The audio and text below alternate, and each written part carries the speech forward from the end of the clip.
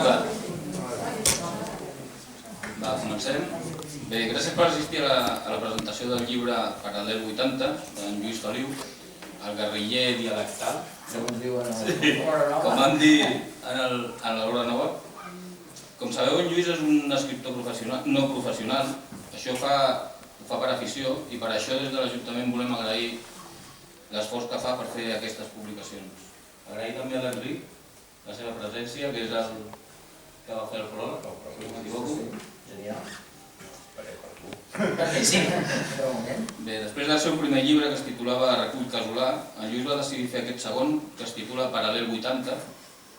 Aquest és un llibre més divertit, una mica més divertit, on relata un seguit d'històries de personatges de Llançà. És un llibre fàcil de llegir, però això ens ho explicarà millor Lluís, que és l'autor del llibre. Moltes gràcies. Doncs vinga, hola a tots, bones tardes. Moltes gràcies per haver vingut a interessar-vos per aquest nou llibre que intenta explicar i posar al descobert uns fets i uns veïns de Llançà que són poc coneguts pel públic en general. Per què es diu Llançà Paral·lel 80? Es pot pensar que una vegada es té un títol, tot comença a partir d'allà. Però en aquest llibre primer es van construir les històries i quan els van tenir, després hi va caldre buscar-hi un nom. Llançà perquè, evidentment, les coses han passat aquí i els personatges són de Llançà. Però després calia, en poques paraules, trobar allò que el definís i que lligués tot plegat. Casualment o no, els relats, anys amunt, anys avall, tots tenen un punt que coincident en els anys 80.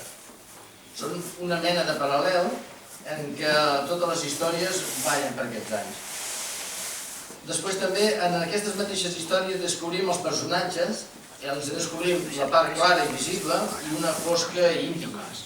És el paral·lel que separa la carn i la creu de la vida d'aquestes persones.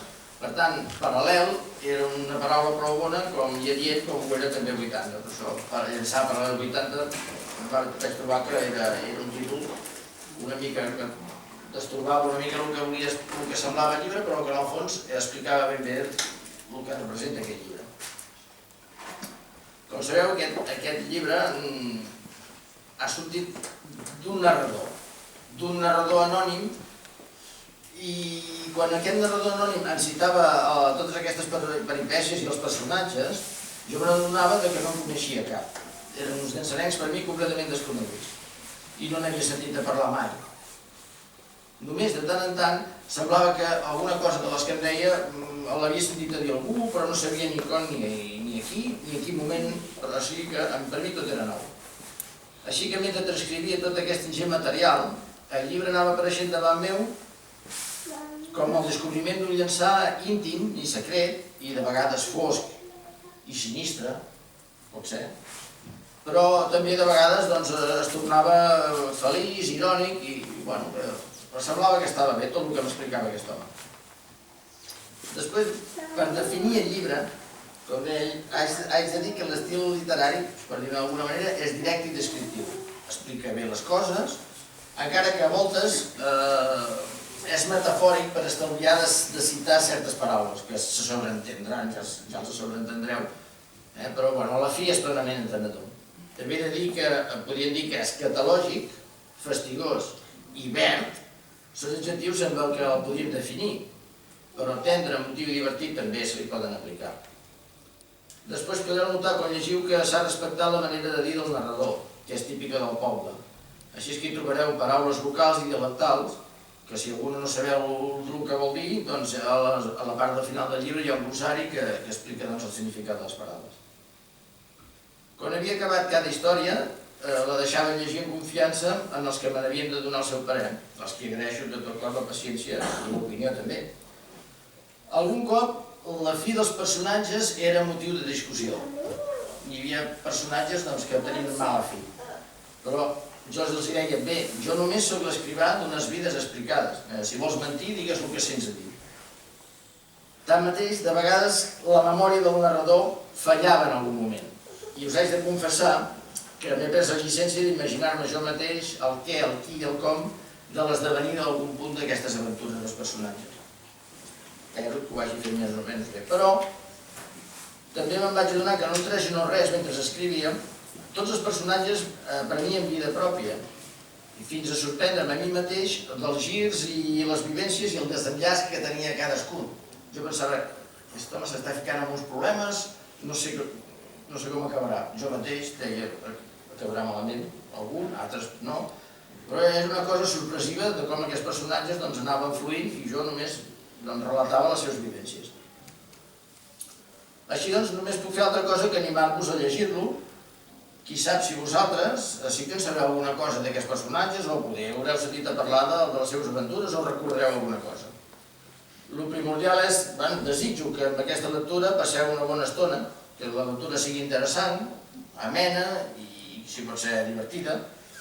I ja està, i us agraeixo de tots plegats el que hagueu vingut aquí a aquesta presentació i l'interès que teniu per aquest meu llibre. Si voleu fer alguna pregunta...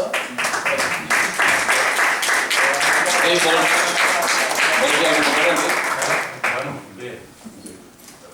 Sí, ja per això. Bé, jo l'únic que puc dir que estic aquí com pròleg, ja es veu, soc l'únic que no tinc paper. Jo també, ja se sap de memòria. Llavors, el meu ha sigut quasi per casualitat, és a dir, el fet és que un amic comú, encara que poder, si llegiu el pròleg ho desmentirà, un amic comú em va dir, he llegit un llibre, voldria que li fes un pròleg, una cosa així, aquest amic comú m'ho va dir a mi, llavors jo em vaig agafar el llibre, me'l vaig llegir i vaig dir que realment és un repte fer-li un pròleg en aquest llibre.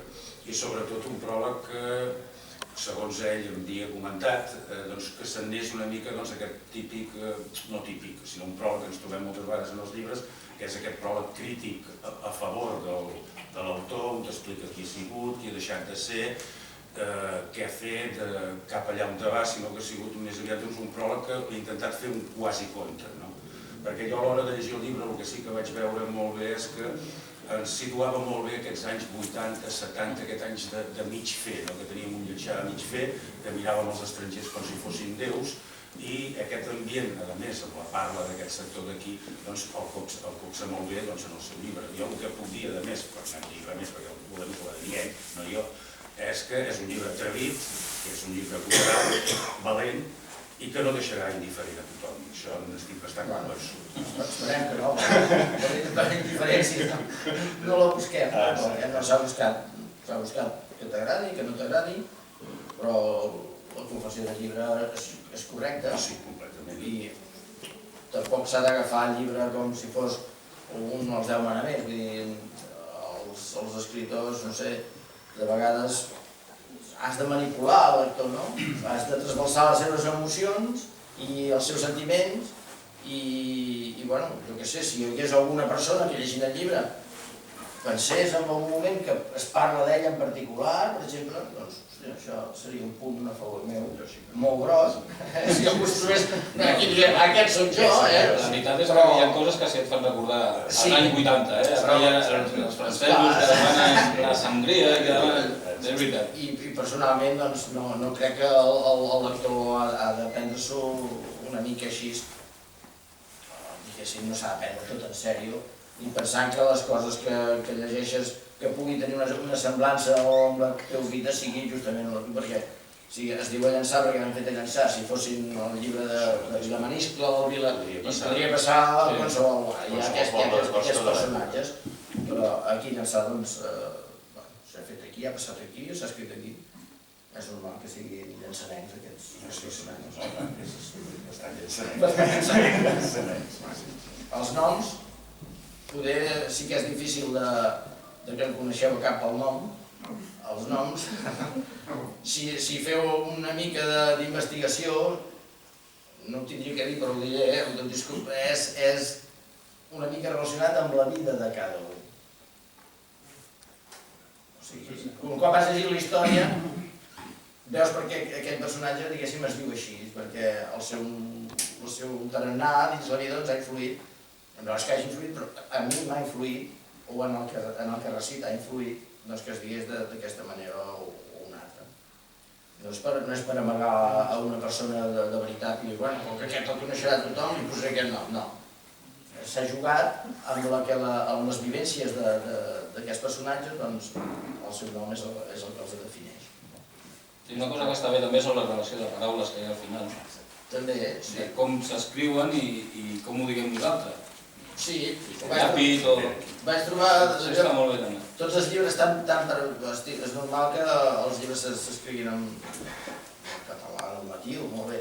Però vinguent de personatges en què, no sé, hauria sigut molt raro com, per exemple, en Pitor Arnau i Arjau i Palló hagués parlat que tenia que parlar un català amb els seus deixos de llançar o de les paraules típiques d'aquí. No, i a més, el gent que tu has posat, que no són intel·lectuals, sinó que hagin completament Que és quedat del poble. Sí, que és quedat una mica forçat, doncs, aquest català tan perfecte, no, tan normatiu. I per això doncs vaig pensar, bueno, farà, i si algú que no sap, és pràctic que en el mateix llibre doncs pugui saber la paraula que està dient, el significat, o no trigar a buscar el Cormoll o qualsevol altre diccionari dialectal. És una mica que he ficat amb les coses dialectals, ja veig. Jo el que et puc dir una mica a l'hora d'haver llegit, és que té una literatura molt ràpida, és a dir, que és una literatura que no és enfarragosa, sinó que t'és fàcil i et dona ganes de continuar llegint, perquè a vegades hi trobes grans literats que fins que no els agafes el ritme propi, els trobes una mica que dius, fins que trobes llavors el ritme i vas entrant al veu, canvi, i té un tipus de literatura, que és el teu parer, sempre, doncs que vas llegint i com aquell que diu, tu vas menjant, és a dir, no has de fer un esforç perquè et vingui a tu. S'ha intentat ser personatges molt propers que quasi poguessis endevinar el que faria, perquè diu, però el sorprenent és que no fan allò. No fan allò, s'esperen. No fan allò. Per això mateix tu mateix et fiques en aquest bucle i dius, però per què està fent? Gires pàgina, a veure què és que està fent. És un llibre d'aventures, Sí, no? són Hi ha moltes aventures. moltes aventures dintre de la mateixa vida. Uns són més llargs, altres són més curts, i els més complets estan separats per uns subcapítols de totes les vicissituds que ha tingut aquest personatge, o que ha treballat en diferents llocs, o que ha tingut diferents successos. Per no fer-ho tot d'una tirada, he fet aquests petits subcapítols que et transporten en un altre moment del que ja has passat i comences un altre. Espero que no sigui molt explicat. No, és un llibre àgil, ho he intentat, és difícil. Vol preguntar alguna coseta? No? Ja està, moltes gràcies per assistir una altra vegada i esperem que Paral·lel 80 tingui una bona acollida. Esperem un paros.